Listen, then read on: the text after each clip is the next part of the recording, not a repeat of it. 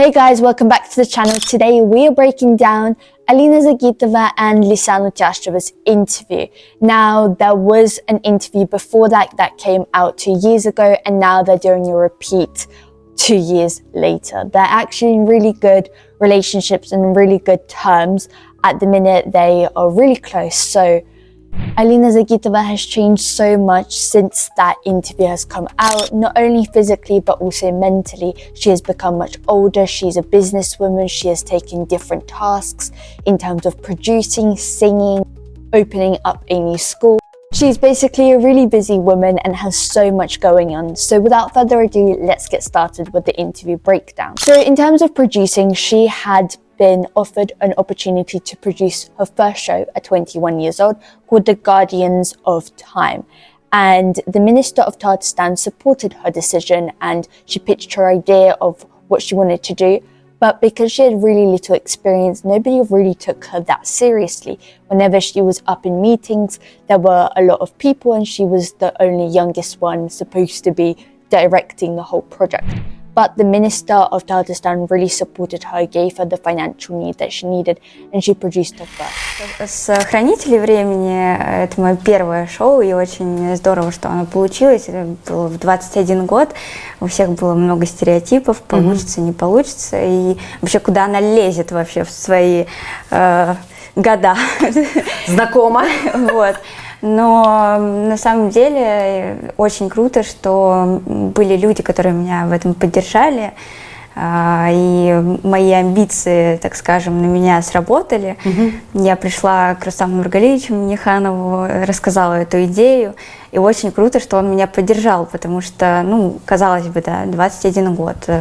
Ладно, сделала я презентацию, там, своими словами что-то рассказала, в общем, хочется сделать что-то хорошее для Татарстана, и очень круто, что он меня в этом... Since then, she really fell in love with producing and wanted to pursue more. And that's how the second idea of the show, Asol, came about to her, because she kept talking about her team that she really loved producing. So for the second show, she tried to apply for a grant on producing so the government would be able to support her, but she made quite a few mistakes and her application got rejected. And so she had to look for sponsors. She looked for sponsors for a very long time, but nobody really wanted to invest into the show because she was really young, she had inexperience, and it was a high risk. So it took her a while to find partners that would be able to invest in the project.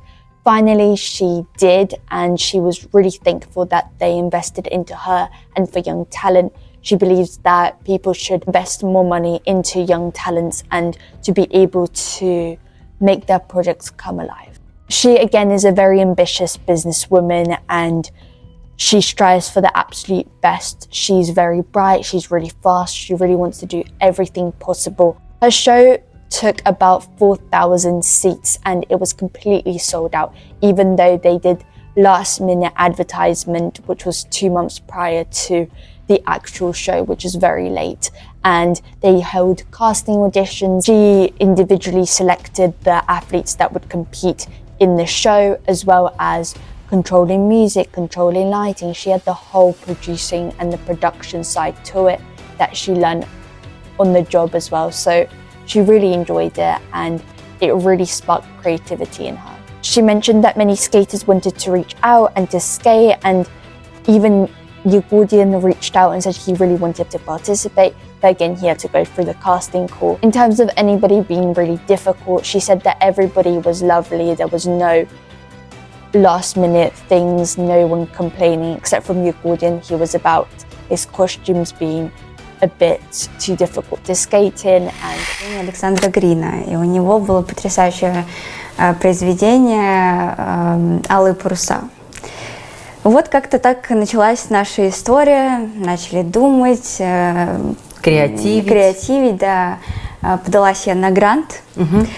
К сожалению, допустила там несколько ошибок в связи с моим опытом достаточно маленьким. Это мой первый опыт вообще подачи на грант. И такая, ну ничего страшного, будем думать дальше. На такие проекты, естественно, нужны колоссальные бюджеты. Естественно. Потому что придумать мы можем сколько угодно, а реализовывать все равно это нужны финансы. Начали смотреть, каким партнерам подойдет этот формат. Естественно, было много стереотипов, то, что я маленькая, что у меня мало опыта. И были какие-то сомнения у всех партнеров, но слава богу, что нашлись те люди, которые в меня поверили, и в итоге мы пожали руки. Это Рольф и Доброфон. Я не знаю, можно ли у вас рекламировать, но я просто... Конечно. Им очень благодарна, потому что реально очень мало сейчас поддерживают молодежи. Мне кажется, что об этом нужно говорить и важно, потому что они креативные, амбициозные, делают какие-то потрясающие. She wanted to appeal to the audience, making it something very different because, again, there's such a saturation in the market in terms of productions, and she really wanted to add her own twist to it. Knowing Alina, she has changed again physically. So compared to her last interview 2 years ago, has lost a lot of weight. And some people might think it's anorexia or she has just restricted herself in some sort of eating disorder. Again, we cannot really judge or diagnose her with anything. She says that she doesn't restrict herself with anything. She eats when she feels like it. She really loves Coke. It's a guilty pleasure of hers.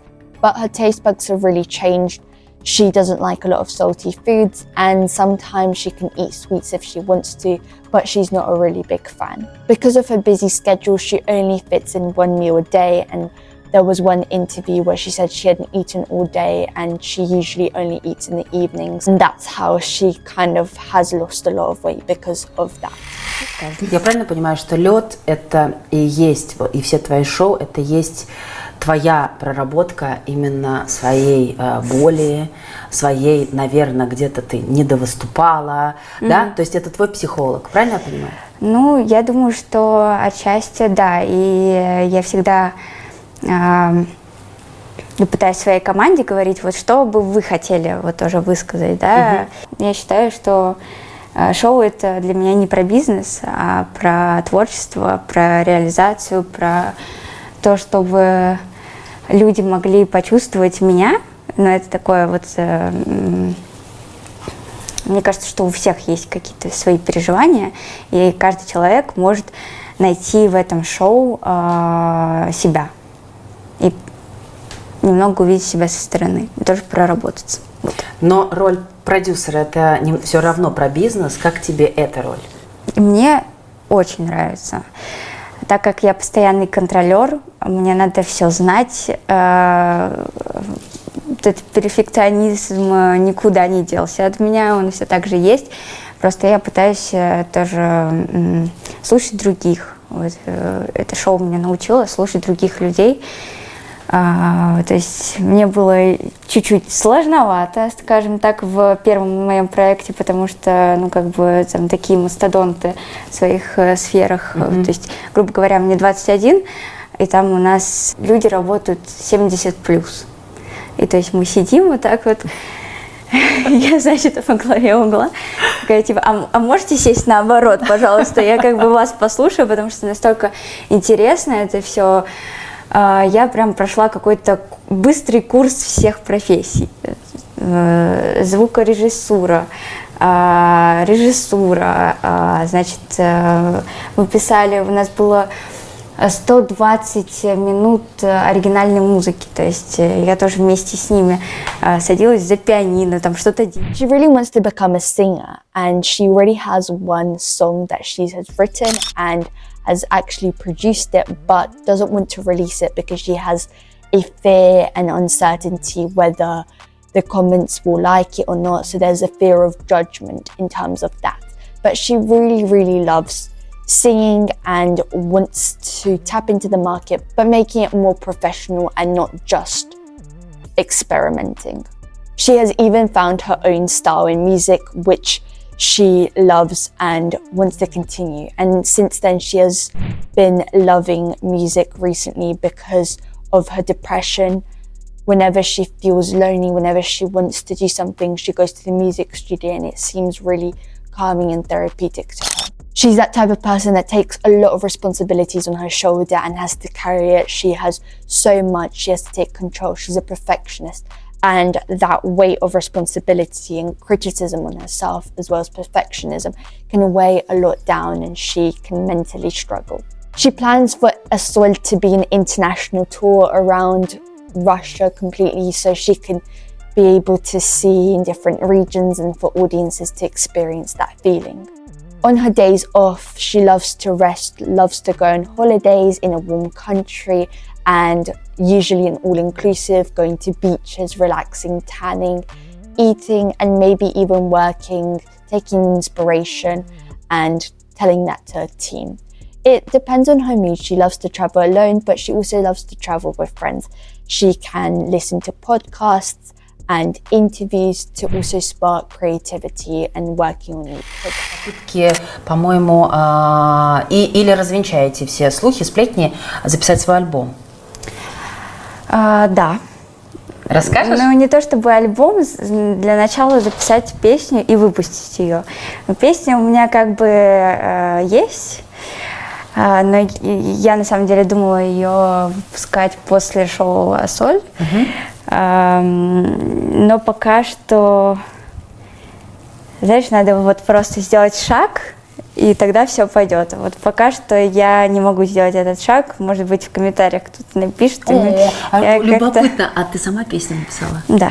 Как круто. Да. Душа петь хочет, да? Ну, просто да. Душа поет. Я как-то была очень сильно в какой-то загруженности, наверное, и в какой-то некой депрессии своего рода. Вот, и меня просто позвали на студию, и я поняла, что мне там так хорошо, спокойно, весело, и как бы я разгружаюсь. И вот решила попробовать. Уже, мне кажется, у меня есть 3 песни, но пока что они вот как бы... Я искала свой стиль, мне кажется, что я нашла. Но пока очень страшно входить в эту сферу, потому что, ну, как спортсменка, ну, вот этот, знаешь, заложник одного образа, он, ну, как бы... Looking back at her first interview with Lisanne, she was completely shocked on herself that she couldn't even recognize herself. It was like 2 completely different Alinas. She says she's grown so much mentally. She finds that life is much more simpler, but she's also very ambitious. She's still working with the First Channel, doing vlogs for them, loves figure skating, keeping up with it. She knows that Adele Petrosyan has qualified for the Olympics and wishes her the best of luck for the Olympics, and says that the journalists need to leave her alone because there's kind of inner peace with just worrying, and everybody just needs to leave her alone in that moment because the coaches know what's best for her and she knows what's best for her moving forward to the Olympics. Pre-Olympics, knowing herself, she also didn't like a lot of attention. She wanted to hide herself away from the crowd. Her parents took her phone away in order for her not to see the comments, not to read anything, and not to spread gossip or self-doubt. In terms of personal life, she says she loves to keep it private. She doesn't want to make her relationship public and emphasize on that. If there's a breakup, she doesn't want it to ruin their relationship. She says the only time she will emphasize and publicize her relationship is when the marriage will happen and she will have a ring for confirmation. But she likes to keep her personal boundaries closed. In her childhood, she always was quite alone and in herself. She didn't have many friends, and she is that type of person that loves her own company and doesn't mind being alone. But now she does have a friend outside of figure skating, and she prefers that because she can talk to her in different terms of different topics, not just figure skating, and she finds it even more interesting. Moving on to her new school in Kazan, she said the inspiration was because she wanted to support kids that didn't have a lot of opportunities or a lot of time to be able to skate. She wants to explore that opportunity and give it to them and not be able to share a same rink with a hockey player. She wants the figure skaters to have their own ice, to have their own school, to have comfortable changing rooms, comfortable rooms for exercise, and making it accessible for everybody. She again says that the Minister of Tatarstan supported her on her decision. Financially, there's a whole build-up, and she will be coaching. She doesn't know yet who the coaches will be and the selection of kids, because there will be a trial running through where she will be selecting the best coaches and kids. In terms of that, she will have experience from Eterito Berice, who had a massive school, and she's also going to be asking advice from other coaches in terms of help, support, and what is best. But what she's mainly looking for the coaches is to have love for kids and also know boundaries and be strict for them in terms of... Во-первых, УСУ. Значит, что за школа в Казани? Школа фигурного катания. Да. Опять-таки нас поддержал Рустам Нургалич Миниханов. И хочется просто, чтобы у детей было все. То есть все возможности для того, чтобы развиваться и заниматься любимым видом спорта. Я не могу ничего сказать плохого про мое детство, да, именно в спорте, но, допустим, у нас была вечная битва за лед с хоккеистами, а на этом льду, допустим, не будет хоккеистов вообще. А лед другой, да? Правильно я понимаю? Арена. Нет, я имею в виду, у хоккеистов и у фигуристов есть нюансы, вот лед, он один и тот же? Ну да, всегда делали для них холоднее, естественно. Вот, холоднее. Я не знала таких нюансов, Качество льда тоже немного другое. А нам, естественно, мы в тоненьких колготочках катаемся. Они там, понятно, на себя надевают кучу всего и бегают, как... у них очень сложный вид спорта, на самом деле. Я вообще не понимаю, как это они делают, но... Как бы, тем не менее, у нас были сложности со временем. Ты хочешь это исправить все, да, в своей школе? Я бы хотела, чтобы было больше возможностей для тренировок, были комфортные залы, были комфортные раздевалки. Не вот эти скамейки, да, на которых мы сидели, просто костлявыми, пятыми точками, а все было комфортно. То есть начиная от комфорта, заканчивая тренерским штабом, психологами, врачами. Ты сама будешь тренировать? Да. Будешь прям? Ну, я хотела бы, да, очень сильно, естественно. То есть я хочу выстроить весь график тренировок, хотела бы выстроить для начала, найти нужных, правильных тренеров, потому что от этого тоже много всего зависит. Сама будешь отбирать? Да, конечно. Штаб? А какие критерии для тебя самые важные? Наверное, много всего должно сойтись. Наверное, первое – это любовь к детям. Потому что если нет любви, не будет результата. Чтобы были понимающие, но в то же время с внутренним стержнем, потому что, понятное дело, мы можем сколько угодно говорить, что может быть как-то помягче, еще что-то, но тут должно быть такой тоже некий баланс, и его надо найти, не каждый с этим как бы справляется. To summarize everything, Alina Zagitova has so much going on in her life. She's opening up a new school, she's continuing her role as producer, she's going into maybe singing and tapping into that and being an athlete that might go into the whole Hollywood and entertainment industry. She has so much going on for her 23 years. She's such an ambitious, bright and fashionable person.